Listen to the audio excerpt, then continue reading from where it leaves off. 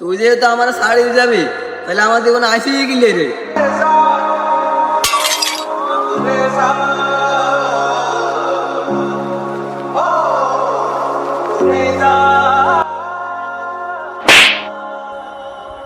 মোবাইলটা তো তোর টাকা দিয়ে কিনোস নাই, কিনছিস তোর বাপের টাকা দিয়া। এ কারণে তো মোবাইলটা আসার দিছিস এরকম। তোর টাকা দিয়ে যদি মোবাইলটা কিনতি তাইলে এভাবে তুই আজকে মোবাইলটা ভাঙতে যেতি।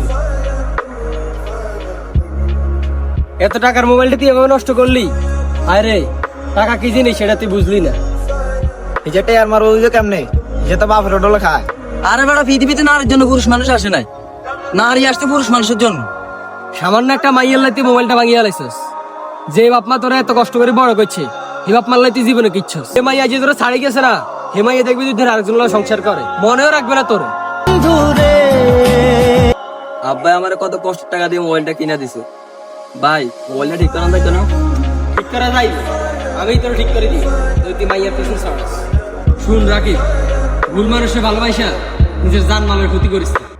কখনো কাউকে ভালোবেসে অথবা কারোর সাথে রাগারাগি করে নিজের জান মালের ক্ষতি করবেন না। পরিশেষে একটাই কথা বলি, জীবন হলো আল্লাহর দেওয়া সবচেয়ে বড় নিয়ামত।